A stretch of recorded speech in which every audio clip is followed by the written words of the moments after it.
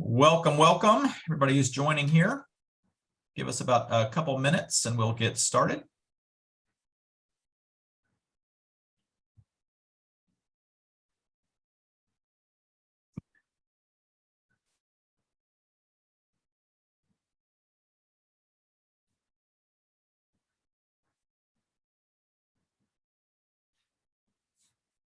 Like 2 minutes exactly.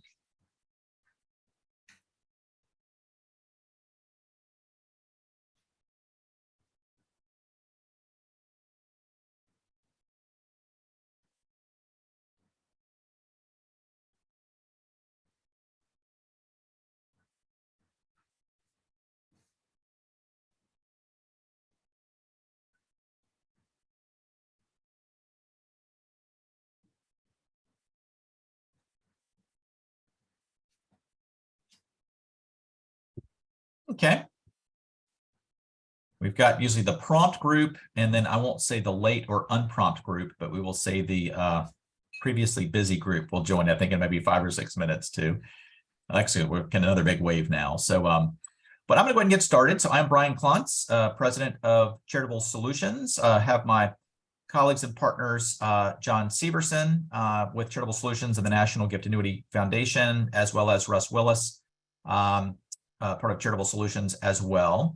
And so really glad that people are choosing to spend your time here this afternoon or morning for our West Coast friends discussing the Secure Act 2.0. So we had to come up with the clever seasonal title. So Santa delivering Secure Act 2.0 right at the very end of the year. And obviously this relates to qualified charitable distributions, now to CRTs and to CGAs. So that will be the point of this. A couple housekeeping notes that you will hear, and then we'll get a bunch of questions for the people who join in another 5 or 6 minutes. But we do not send slides out, and we have the Q&A open. I think we had, I want to say 60 questions on Tuesday, at a very, very large and vocal group, which is great. I will say we seemed to get to all of those questions, or at least most of them, during the content, and have actually updated this presentation to incorporate some of those key questions. So while you might not hear it in the first 10 minutes to the extent that you stay, my guess is you will, and we have a pretty good, hopefully, slot at the end for additional questions too. We will not be sending out the slides. However, similar to all of our past webinars, we will send out a link to the free webinar, and then also a compilation of all of the questions from Tuesday, all of the ones from today, somewhat consolidated with answers. So all of that will come out. We will shoot for Tuesday or Wednesday of next week. So I hope all that makes sense from a housekeeping point. And then I'm going to jump right in. So again, Brian Klontz with Charitable Solutions, and take just a few minutes, 6 or 7, to describe some of the odd things that we do that I hope are helpful. Depends on the day, perhaps. I am also very proud and amazed, frankly, that we just celebrated our 20th year. So I founded the firm in January 15th, 2003. So celebrated our 20th year about 5 days ago. And so interestingly, founding the firm then, we had exactly the same vision. And the vision was, you can see, created the mission to help make charitable gifts happen that otherwise wouldn't. We do that through risk management and aggregation. And so do that across various platforms. So briefly, sort of far right, which is probably the least applicable to anyone, but I created a charity about 10 years ago called the Emergency Assistance Foundation, where we do global grants primarily for multinationals and large companies for personal hardships and for disaster relief. And so that has grown a lot, have about 12 million employees that we now cover, and have about 180 staff on that front. So do a lot in that space. Again, it's around the risk of making charitable contributions to an employer fund, to be able to get the deductions for that, and then being able to have a vetting process that's independent enough so that the grantees receive those grants tax-free. And so that's sort of the interesting, I believe, risk dynamic there. Then what we're doing today, and do often, sort of me as well as the rest of the team, are CE for advisors, board, staff, and nonprofits. Do about 60 to 80 of those speeches a year. And so we have a whole list on the website of probably 35 different topics or so. So do a lot of that. Then I will sort of go, it's very odd here, I'm going right to left, I guess I will call it clockwise, so there's some logic to it. So coming over here, charitable appraisals. We have a team on staff that do appraisals, and our tagline is, if you can give it to charity, we can appraise it. We were stumped about a month ago where somebody gave a course to an equine assisted therapy program. Don't do horses, so we got stumped, but everything else. So I do cryptocurrency and life insurance. We have 2 appraisers for business interests. We're doing a Warhol gift here in the next couple weeks. Coins, basically, so any kind of tangible property, business interests, etc. So that's the charitable appraisal function, which again gets to the risk management of qualified appraisers completing qualified appraisals. Then what we're going to be talking about today is gift annuities in particular, obviously with some CRTs as well. So we have a team, have an actuary on staff as well, and done this since inception, where we basically analyze gift annuity pools, stress test, provide comprehensive audits, cash flow modeling you see, and in particular around very large concentrated gift annuities, whether or not those should be reinsured, if there are other types of risk mitigation that could otherwise be used. And then if it is appropriate for reinsurance, we then help design and place those contracts at various levels. So anyway, that's the gift annuity risk management for outside pools. Then that's for pools that have their own self-insured programs. We've got about maybe 250 or so clients in that space. And then for those that either have their own programs but don't issue perhaps in a particular state, or maybe it's below their minimum age, or maybe minimum size, or perhaps an illiquid gift, we then have a full outsourced option that is the National Gift Annuity Foundation. So John will be covering that on a couple slides a little bit later in this presentation, but the quick of it is a separate charity. We've got just under 700 gift annuity contracts in all 50 states. We only get referrals from other charities who are not either wanting to issue gift annuities or have these sort of exceptions. And then we were able to take those on. We have the asset, the liability, compliance, and so forth. And then 100% of the residuum is passed back to the charity or the charities that the annuitant was trying to make a gift to. So that's a gift annuity foundation. And then finally, non-cash asset risk management. So we spend about half of our time, if not a bit more, in this space, both doing direct consulting to charities for any kind of illiquid or complex gift, and then probably maybe 90% of that time working with our Decami Foundation. So that was also created January 15th, 2003. We also have the Decami Asset Trust and some other supporting organizations. But the bottom line is any kind of illiquid gift, what we always say is a good donor with a good asset wanting to do good things.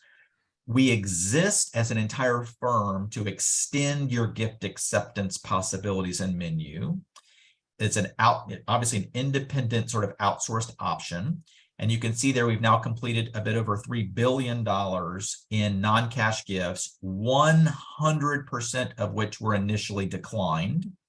We take it into our advised fund. Russ helps with due diligence on a ton of that, as well as the rest of the legal team. Got 7 attorneys now, team about 28. And so we're able to then take those in. We manage it during the holding period. And you can see there the average donation. These are not small. About 4.4 million is the average. Average fee about 1.4%. That's held back at the time of settlement before a little bit over 98 cents on the dollar is then granted back again to the charity or charities the donor wished to give it to. So we don't manage any liquid or endowment funds, anything like that. It's only taking in only illiquid complex gifts. And then once they're liquid, we're making the grant out. So that's how that piece works.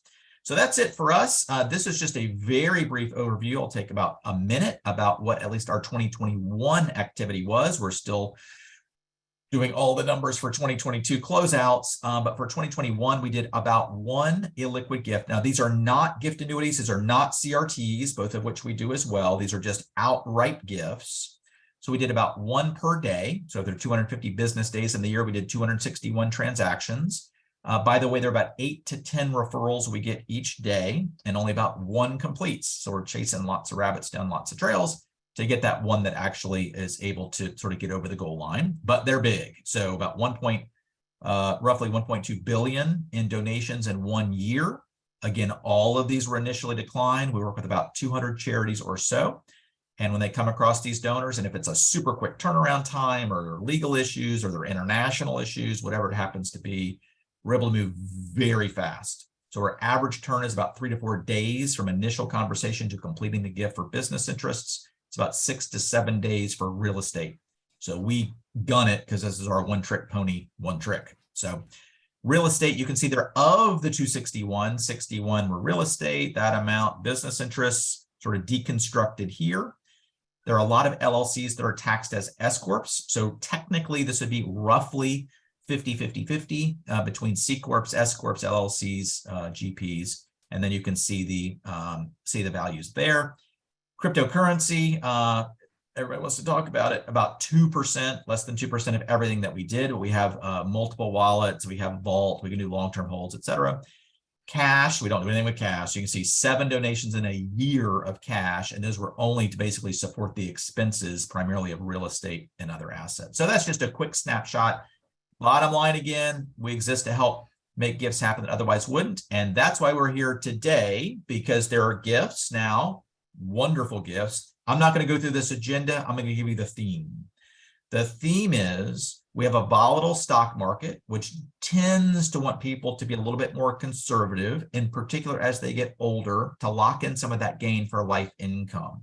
We have also had a pretty rapid rise, obviously, in interest rates, which then moves the AFR up, which then increases the deduction and deductibility or deduction for life income gifts. And because of that run up in interest rates, the ACGA, as of January 1st, as you know or should know, has now increased the maximum recommended rates. The big theme, however, is we now have all of these baby boomers. We're not at the front edge anymore. We're in the middle of the wave of the baby boomers now, looking for that life income and making charitable gifts. So gift annuities and CRTs, this is what I would call a perfect storm. Then we get the added bonus, and this is a very important nugget here, added bonus of the QCDs finally being allowed to be used for life income gifts. I'm going to say something that you may not think that I'm going to say, it may be shocking, or I will say surprising. I don't think the 50,000 one and done is that big of a deal in isolation, but it is gigantic in that now you're going to have thousands of donors saying, what is this QCD life income thing? What are these CRTs? What are these CGAs? And you will have thousands of advisors going, now, what are these gift annuities again? Talk about a conversation starter in mass that they can say, if you like them out of a QCD, you can do a lot more than the 50,000 in a lot of other ways. So to me, this is a gigantic gift to be able to have new conversations, broaden those conversations. And even if you don't offer gift annuities or CRTs directly, you can use other partners. We do it, a bunch of other people do it too, to be able to offer your donors this support.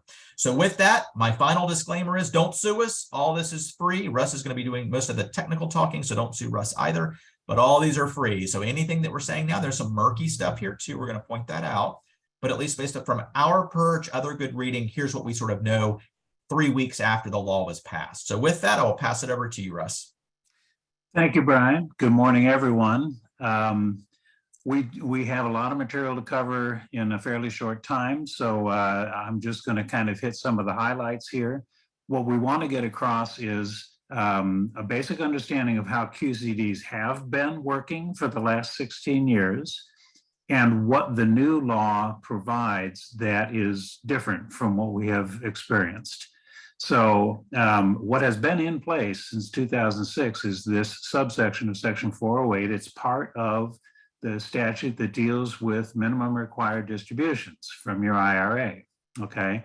It took a while to get that 408D8 into the law, which is the basic QCD model that you've all become familiar with.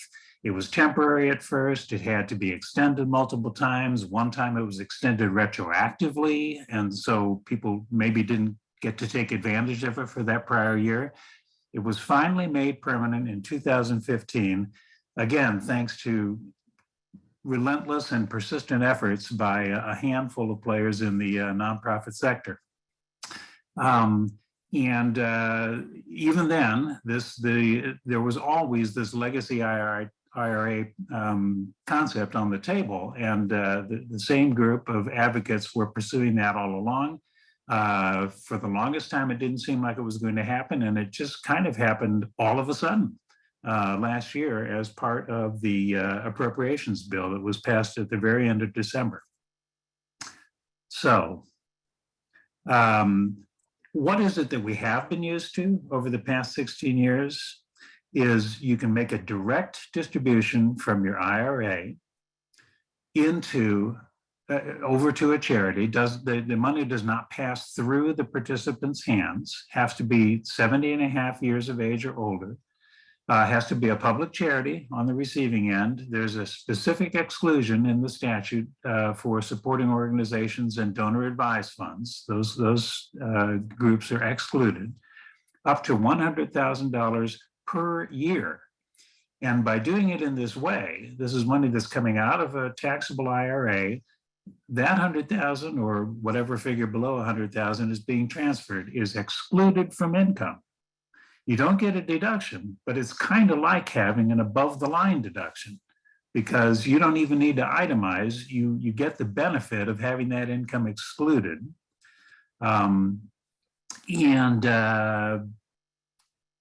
There's a thing that came into the statute fairly recently that because you are now permitted to make further contributions to an IRA after your required beginning date, if you're doing that and claiming deductions, that kind of messes with the availability of the $100,000. But it's excluded from income, but it does count toward your minimum required distribution. Another feature of the bill that just came through the Congress at the end of December is that now the required beginning date is age 73. So they keep escaping me. I'll get there someday. So that's what the law has been. What we now have is something, again, that's been advocated for relentlessly for close to 20 years. And the idea was to extend the concept we just talked about, qualified charitable distributions, QCDs, into life income gifts. And as it was first presented, the idea was, well, let's, since it's a life income gift, let's lower the minimum age. Let's allow anybody who could take a penalty-free distribution from their IRA and let them do it. Let's do it for, much larger numbers, $400,000. Let's do it year after year after year. The only concessions that the advocates were making was, well, yes, it'll be entirely taxable as ordinary income. The payout from the remainder trust or the gift annuity will be entirely ordinary income. And we'll concede that vehicle cannot be assigned to even to the remainder charity or the issuer the way you can with the normal vehicle. That was introduced multiple times over multiple sessions. It never made it anywhere. They made some concessions. They said, well, we'll just try it for 4 years. We'll increase the start age to age 65. Never got out of committee. All of a sudden, last year, it not only got incorporated into Secure 2.0, but then Secure 2.0 got incorporated into the appropriations bill. And abruptly, here we are. And we need to quickly understand what it is that we're about to do. So let's take a look at it. This is in Section 307 of Title T of the appropriations bill. It's scaled back considerably from everything I just talked about. The minimum age is still 70 and a half. There's a limit of $50,000 per IRA participant. If you do it once, you're done. You cannot do it in a later year, okay? But what we do have now is you can make a direct distribution from your IRA into what the statute calls a split interest entity. And what they mean by that is a charitable remainder trust or a gift annuity. If it's into a gift annuity, they literally specify that the payout has to be at least 5%. And we'll talk in a moment about some of the wrinkles that causes. Kind of that's already true with respect to charitable remainder trust, so I guess they didn't feel they needed to say it. But again, there are some wrinkles there that we'll talk about in a couple minutes. But you can only do this, the vehicle that you pour this money into can have no other contributions in it. So we are literally talking about a $50,000 or smaller gift annuity, or a $50,000 or smaller charitable remainder trust, which sounds completely unreasonable. And the only beneficiaries of either of those vehicles can be the IRA participant herself and or her spouse. Okay. Again, the entire payout is going to be ordinary income. And we still have this problem that it is not assignable, not even to the remainder charity, not even to the issuing charity. Both of the dollar limits are going to be indexed going forward. So we're talking right now about $100,000 outright QCD or a $50,000 commitment into one of these life income vehicles. Next year, those numbers will be slightly larger as we go forward. So let's talk about how some of this actually works. How the statute is framed is they say, you can make a direct distribution from your IRA into a life income vehicle, and you can elect to treat it as though it qualified under the existing QCD rules. So there's going to be some kind of an election mechanism. It'll probably just be on the face of the 1040, the way the existing QCD is. But because they've done it this way, it is rather clear that when they say you can contribute up to $50,000 into a life income vehicle, that counts against your $100,000 per year limit, okay? But again, because they've done it that way, it seems as though they are also saying some of the other requirements that would apply to the actual QCD don't necessarily apply here. Your issuing charity or your remainder charity might not have to be a 170B1A public charity. You might be able to use one of these vehicles for the ultimate benefit of a private foundation or for the ultimate benefit of a donor advised fund. They did put this non-assignable language into the statute, and it is reasonably clear, not necessarily from the face of the statute, although non-assignable sounds pretty strong. But if you look back through the history and some of the commentary that Conrad Teitel published over the years, and the dialogues that the advocates were having with Treasury, it's rather clear that Treasury was pretty adamant about this, and they do not want you to be able to set one of these up and then make a later gift over to the remainder charity, because they still want to somehow be able to tax the payout from your IRA, even if it's being filtered through a gift annuity.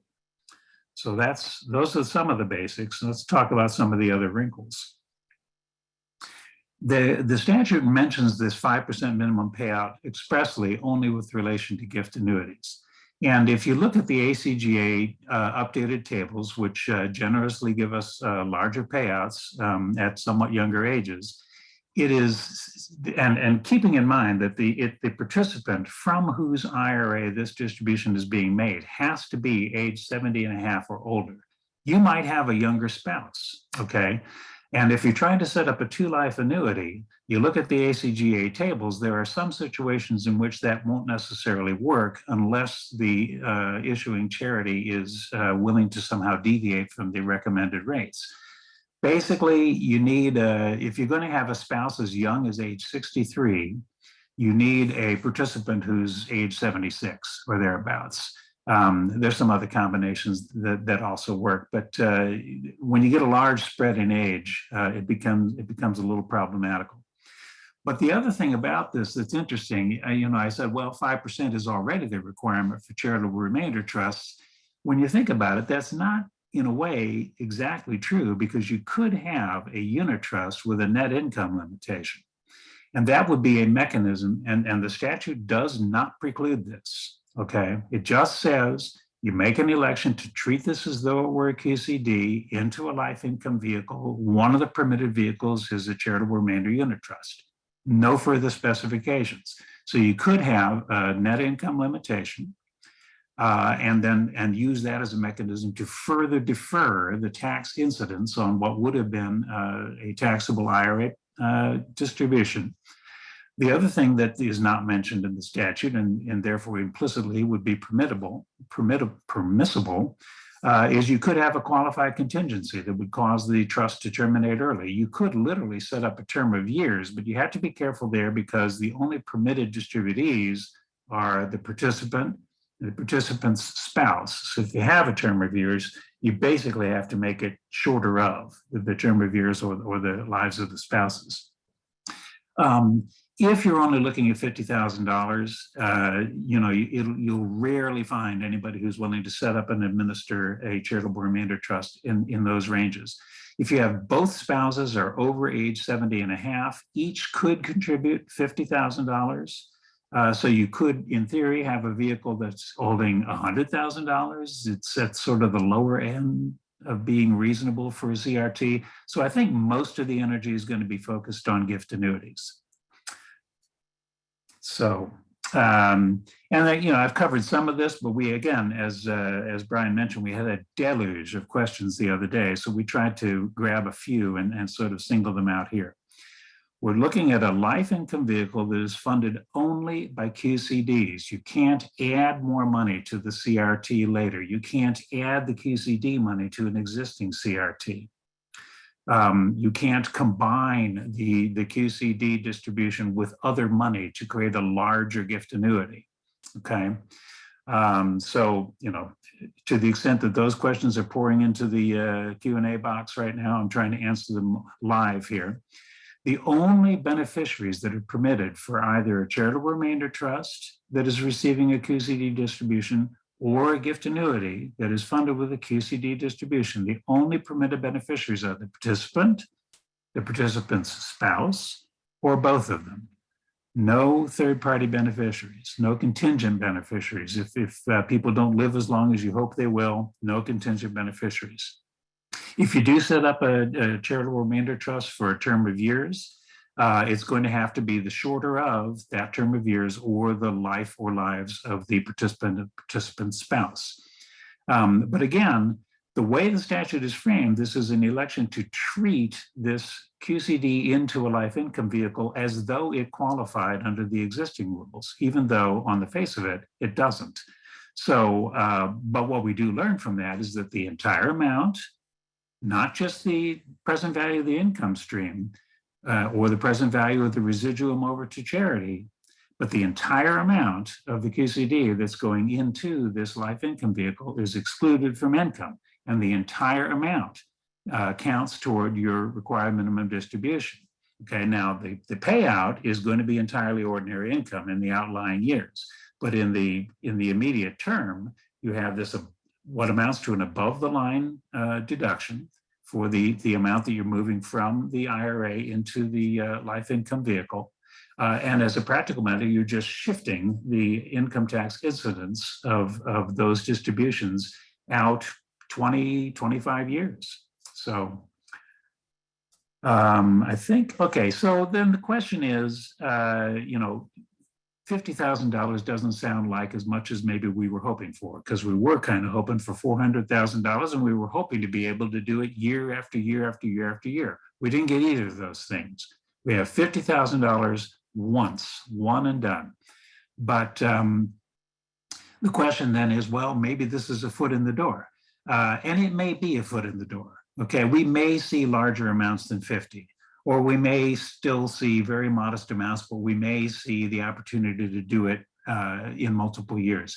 I think it'll always be in isolation from other contributions because the accounting headaches of having some portion of it being treated entirely as tier 1 or ordinary income and some other portion following the normal rules would be too much of a headache.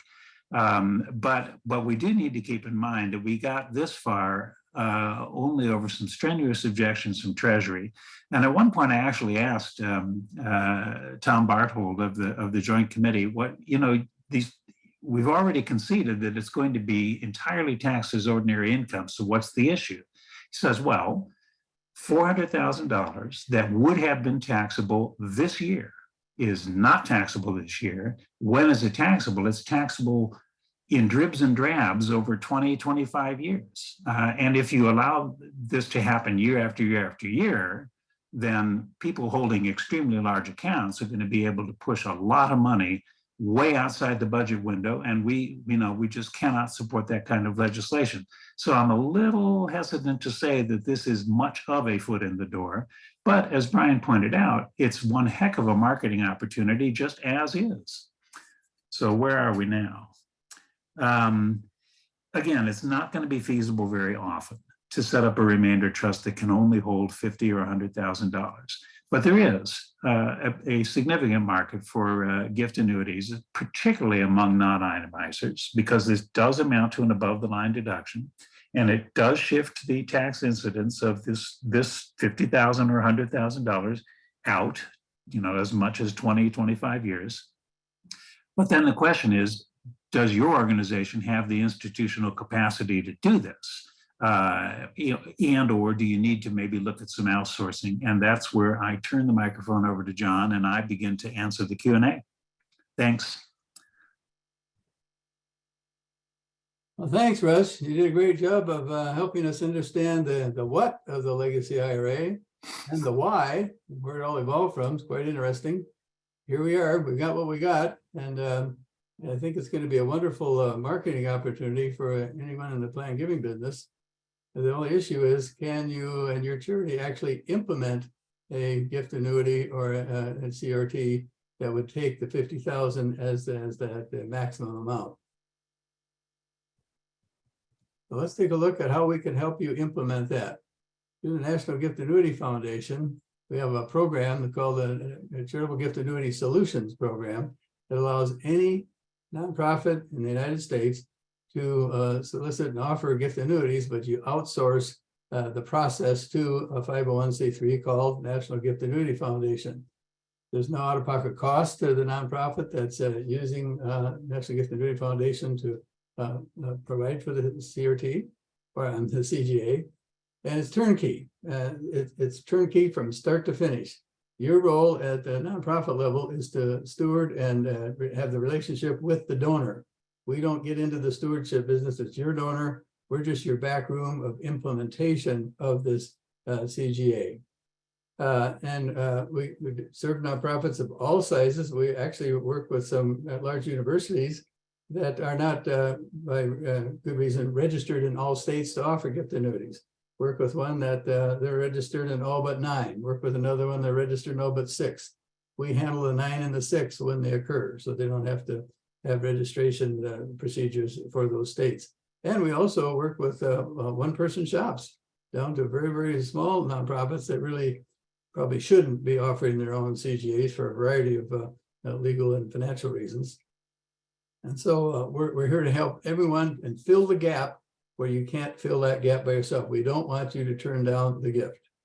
And so we offer this as a turnkey program in accordance with the American Council on Gift Annuities standards. In fact, we went to the American Council when we first set this up years ago, and they helped us put it together in a way that's going to be feasible for us as the issuing charity, for you as the recipient charity, and for the benefit of the donor as well. So I'm a visual learner, and I've got to see how this flows. So here's a real simple flow chart. On the left, we have the donor that's sitting in this case on an IRA. So that means they're over 70 and a half, and now they've got they're eligible to do one of these legacy IRAs. So what they do is they have their IRA custodian send a check up to $50,000 to National Gift Annuity Foundation, just like they would if it was an outright gift of a QCD interest from an IRA to your charity. Instead, they send it to you, they send it to us. We then issue a charitable gift annuity for 1 or 2 lives and make all the income payments back to the donor or donors. Here it says there's a deduction. There is no deduction with a QCD funded legacy IRA because we're funding it with pre-tax dollars. In effect, you end up in the same spot as if you had a deduction, which is a real benefit. That's the real benefit of this program. Okay. So we continue to pay the fixed income for life. We send the 1099-R at the end of the year. We do all the counting. We report to the recipient charity what the value of that annuity is every quarter. So you always know where you're at, just as if you were issuing that inside your organization. But we're supplying all the details and all the administration for that. Then when we're notified of the death of the donor, as soon as we get the death certificate, within a couple of weeks, we're sending a check for the 100% of the residual value to you, the named charity, because you were named in the CGA contract. Our contracts have 3 parties instead of 2. We're the issuing charity. The donor annuitant is the income recipient, but the third party to our CGA contracts is the recommended charity that brought us to that particular donor. So that's in the actual contract. So National Gift Annuity Foundation is under the auspices of the Decamai Foundation, which Brian explained earlier, which really specializes in taking all that crazy stuff that you would normally turn down anyway. And so the beautiful part of that is National Gift Annuity Foundation then has a sizable asset base in the form of its gift annuity deposits, but those deposits are backed up by the unrestricted assets at Decamai Foundation, which at the end of 21 were over 1.1 billion. So it's a substantially financially sound organization that's backing up these payments to your donors, which, as you know, are not government insured or guaranteed. So you can assure the donor that, in fact, in many cases, National Gift Annuity Foundation, Decamai have a much stronger balance sheet of unrestricted assets than the beneficial charity would anyway. So here are the nuts and bolts of how our particular program works from your perspective. Our minimum contribution size is $20,000. The minimum age to receive annuity payments is 55, which doesn't really apply to a legacy IRA, but we have that in there for other particular planning purposes. It's especially useful for a testamentary CGA, which is the topic of another discussion. In fact, we got a webinar on that 2 years ago. If you want to go look at it, we'll tell you all about testamentary CGAs, in which case funded with IRA proceeds at death, in which case 55 may be beneficial for an heir to start receiving income. We don't have a contract with the referring charity. Each CGA contract is the contract on each particular donor. We're named as the issuing charity. The donors are the annuitant, or whoever the donor of the spouse is the annuitant, and you're named as the beneficial remainder interest in that contract. So that's the agreement, okay? And we're going to pass 100% of the residuum through. There's no holdback at the death of the donor, none whatsoever. So we're really kind of a pass-through for the life of the donor. You retain the relationship with the donor. As I said earlier, it's your donor, not ours. We want you to maintain that relationship, steward that relationship. We want it to look, act, and feel as if you were issuing this annuity yourself, except we're doing all the risky stuff and doing all the paperwork for you. There's no out-of-pocket cost to the donor or to your nonprofit. We do charge a fee, which we'll get to. And the beautiful part is we now operate in all 50 states, so we're registered to offer gift annuities in all 50 states. And that registration process, if you've ever gone through it, in some states it's very onerous. In other states, there's nothing. But there's several states, and you can name them. California is a little rough. Hawaii is a little rough. Washington State's rough. New York is extremely rough. New Jersey, Maryland, Arkansas. For those, if you have a problem state where you have a donor that lives and you don't want to register there, we can accommodate you on a one-off basis.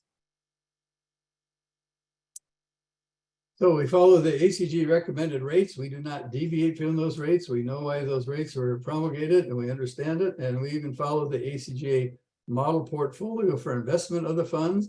We use almost exclusively indexed ETF investments. And so we're not trying to time the market, play guru or anything of that nature. The model is 40% in equities, 55% in fixed income investments, and 5% in cash. It works very, very well in good years and bad years. To support the expense at our level of this, we take a 2% annual fee, 1% for the investment process, and 1% for the CGA administration, which includes making all the payments, issuing the contract, state compliance, and annual renewal of state compliance. We do the 1099-Rs, we do all the accounting. It's total turnkey. We do all for you. The 2% comes out annually out of the CGA itself, out of the pool, and does not impact the donor's income one iota. We provide the investment management, as I said, and then we do all the coordination to help you get this set up. We provide you with the materials and paperwork to open the CGA account. They're dealing with you as much as possible. We'll provide you assistance if you need it, and we'll even get on the phone with you and a donor if it's an unusual situation. But we're just here to support you and your donor relationship. We even provide you with the CGA illustrations if you do not have illustration software in-house. So you might say, well, who would be my my market for the legacy IRA? It's brand new, and in my view, you're going to probably get some calls on this because advisors are starting to get a whiff of it, and they're talking to their clients about it. And from my perspective, I think that the non-itemizer who is ready to receive qualified charitable distributions, those anybody over 70 and a half that has an IRA account, are perfect for this because 92% of the population does not itemize. That's a pretty big market. Now you got to stick with the 70 and a half group, but I'm in that group. That's a good group. I'm a baby boomer. I'm proud of it. And be for those that would like to maybe make a QCD gift with you, but really would probably like a little income back this time on this one. They might have made other QCD gifts, but that's an outright gift. They get zero back. In this case, they can get some income back, and then they'll spread the taxation on that over their lifetime as they receive that income payment from the CGA each year, all taxed as ordinary income. My friend, Dr. Russell James, who's Mr. Wordsmith, he says that here's how you describe this program to your donors. You can receive an income tax deduction and make a gift that pays you income for life. Now that's how a general CGA works, okay? And of course, you don't get a deduction with a legacy IRA type CGA, but it's like you got a deduction because you circumvented your tax return. You used the pre-tax asset to fund your CGA. And we maybe modify that to say you completely avoid the immediate taxation on a large IRA withdrawal, and you make that gift that pays you an income for life. And that would also be true of a testamentary CGA for your heirs. So if that helps you focus on who this would be good for, it's my opinion that you're going to probably receive calls on this if you haven't already, because it's really starting to come out in the press that Kiplinger people are starting to talk about it and so on. So we want you to be ready for that. And if you say, well, we don't offer CGAs, the answer is you can. It takes about an hour to get you set up with no commitment, no contract. It just takes an hour of our time to help you understand the forms necessary, and you're ready to go from that point on. So we can now open it up for questions. We've got about 16 or 17 minutes, and they're coming in like crazy. I know Russ is trying to capture some of those. What do we have there, Russ? Anything that you want to, you see a theme? Yeah, but I'm going to make maybe just a couple comments too, John. Great job, by the way. Very, very good job. So a couple things that have come out through the questions, a lot is around this assignability. And so to be very, very clear, with any gift annuity, you have a bifurcation, obviously, of the interest. You've got the life income, and then you have the remainder interest, otherwise known as the residuum. So what's left over. And so a couple of questions have come in saying, oh, you can't give the residuum maybe to the issuing charity. Absolutely you can. That's sort of the whole point.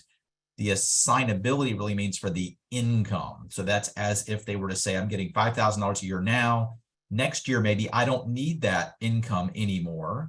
So I'm going to revoke or relinquish my income interest. By the way, that can be done in part or in whole. So they could say 50% with a traditional gift annuity, 50% revocation, or 100% revocation. With QCD gift annuities, you cannot do that. You cannot have it assignable from an income interest standpoint. So just to be sort of clear on the definition of assignability. Another component is I'm on the ACJ research committee and have been for a long time. And just let you know, maybe two things. I'm going to do a little editorial here, so just sort of brace for it. And I put it in the email blast that I sent out. All of you who are members, thank ACGA, thank CGP. When Russ said that it is an ongoing personal volunteer institutional prioritization, which costs money and time, other resources, for decades to provide the QCD. And now we have, it was, temporary, then it became permanent. Now it's permanent with this life income component. So again, if you're not members, join. If you get the renewal, smile, write the check. And so these are the types of benefits that the national organizations can give to the entire field. So I just, having been on the board of those organizations, or at least part of committees, I just want to sort of really emphasize that component. But as part of that, in addition to that, on the ACJ Research Committee, we're talking about collecting a lot of the still outstanding questions. So things like, which have come up a couple times, could you have a CGA but that the CGA, QCD legacy CGA, could you have the residuum or the remainder go to a donor advised fund? It's not issued by a donor advised fund, but could it go to a donor advised fund?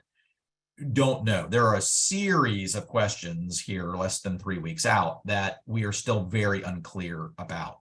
So really we'll take some additional guidance.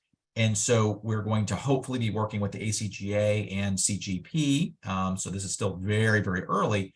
My point in this is a lot of these questions that are coming in that we're going to be scraping and answering in addition to the Tuesday session. Some of those will be like, I never thought of that. Russ might say, I never thought of that. And that we'll be able to incorporate as part of the ACGA list, which will then be sort of hopefully compiled with some other lists as well. So there's sort of a direct, we'll call this grassroots approach to be able to getting some additional clarification overall. So with that, there might be some other questions here, John, that have sort of popped up. And I guess, Russ, if there are any too, but still any questions that come in, you guys are almost as verbal as the as the Tuesday group, which is great. And so it's I think it's very, very exciting. Again, the big theme here is if you're just focused on the 50,000 one and done, I think you're missing. That's like the popcorn at the circus. The circus is getting people in the tent and they're going, you know, what's that animal? What's this animal? You're having conversation starters about legacy gifts much more broadly, because they're being prompted, as John said, through donors who are contacting you, I'm sure by email or phone calls, or we got a lot of advisors on the call here today too, your clients, or you're able now to go out to those clients who have now met 70.5 that have otherwise been doing QCDs, that this CGA may be a component or not at all. Keep doing the outright QCDs, but they're saying, well, but wait a minute, maybe I want to have a traditional CGA because I never knew what it was or how it worked. So again, it opens up those conversations. I'll say one little quick joke that's not great, but I'll say it anyway. I always joke to say there are 3 reasons, that you might want to consider having a fake ID. Maybe you're 19, you know the rest of that story. Maybe you've had like a really bad crime and you need to get out of the country, you know, so I need a fake passport, something. The third reason is you're under 70.5. You need to get a fake ID, encourage your donors, obviously a joke, to get fake IDs for 70.5 because these QCDs are that good. Also, I think this is so interesting, the timing of this, because now we've had a decade-ish, a little bit more of QCDs, the rhythm. John talked about his personal IRA custodian allows them to obviously write a check, as many do, as direct QCD. People are now getting QCDs. They're doing them. And now this is a little adder to, oh, here's another little, you know, cherry on top of to consider. So I think this is just such an interesting time. Again, that sort of perfect storm that I mentioned. So with that, I will shut up. I guess, John or Russ, any thematic questions or any individual questions you think would be good for the good of the group? I would say a common theme, and it's something that we did raise in the discussion, is whether, because of the way the statute is written, you could set up a life income gift for the ultimate benefit of something other than a B1A charity, whether, for example, these exclusions for supporting organizations and donor advised funds might drop away. We are strongly of the view that that actually is what this statute does say. You're making an election to treat a QCD into a distribution into a life income gift as though it qualified for the existing rules, which is not the same as saying that it must otherwise qualify for the existing rules. So, and in fact, the only requirements that they literally say, well, it has to be a remainder trust that meets the requirements of 664, or it has to be a gift annuity that meets the requirements of 501M. That's all they say. And so our view is that, yes, these vehicles can be used for the ultimate benefit of a donor advised fund, a private foundation, a supporting organization. We will, you know, work with ACGA and the other players to make sure that IRS gets that message. Really interesting one just popped up, which I've never considered. The question is, how do we test whether the second beneficiary is a legal spouse in a same-sex marriage situation? Is it based on state where they're married? What if they live in a state that doesn't permit those marriages? And I, as the speaker's prerogative, punt a lot. So Russ, you might want to punt on that. It's an interesting question. We'll get back to you. Well, I think, isn't it now the case that same-sex marriages are legal in every state? regardless of any countervailing statutes that may be on the books. So I would think whatever documentation you normally require to ascertain that somebody actually is a married couple, if you have not been asking this of heterosexual couples, I think you may already have been allowing non-married people in the door. So whatever diligence you normally require to ascertain you really are dealing with spouses, yes. Well, and that's a really interesting question, because it really goes to what you're talking about relative to who's the we. So is it the charity's role and responsibility to do that? Or are they saying, hey, we're married, like, sounds good, and then you're sort of issuing the gift annuity sort of based on that? So that's kind of an interesting question too. But Yeah. John, anything? Well, Your that side? would matter if the contributions are coming from both sources, but then ultimately there's going to be a report on a tax return, right? And that has to be a joint return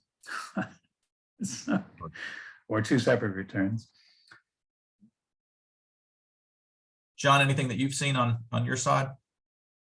Well, there's a question, if I can find it, by Steve Covington. It's quite a good question, and others are asking for it. It says, for the CGA, the date of the gift, the start date of the annuity, would need to be the date on which the second spouse's QCD is transferred from his or her account, assuming that it's probable that both QCDs would be transferred from the administrator on the same date. Correct. It's interesting because, yeah, you could have dad puts in 50,000 for Merrill Lynch and mom puts in 50,000 from Fidelity into $100,000 joint CGA. What is the date of that CGA? Different date. They came into the International Gift Annuity Foundation or to the charity on different dates. And because you got this, you have to start making payments within a year. I think that's the issue. Any thoughts on that, Russ? Well, I would think the second date, you want to have complete funding. If it's a single contract, but I guess then if you say something facile like that, second date, then you have somebody making a contribution earlier in the year and you sort of delay the second contribution, and then we get into this rule about the start date has to be within 1 year of the QCD. That's a great question on which I think we're going to need guidance. Yeah. How is that presently handled if you get contributions to the same contract from two different sources? I guess you just select a start date because you're not subject to a rule that says it has to happen within a year. Okay. Right. Yeah. Have the 1 year rule. Yeah. Mm-hmm. Mm-hmm. That's a great question. The question continually comes up: is the maximum QCD allowed per year 100,000 or 150 if you use a legacy IRA? It is $100,000 per person. And if you use a legacy IRA, you used up 50 of the 100. That's a very common question, and people are having trouble getting past it. Yeah, the way the statute is written, you are treating this distribution into a life income plan as if it were a QCD. And so basically, you know, you're just treating that $50,000 as though it counted toward your 100. So I don't think there's an argument for 150. I'm sorry to say.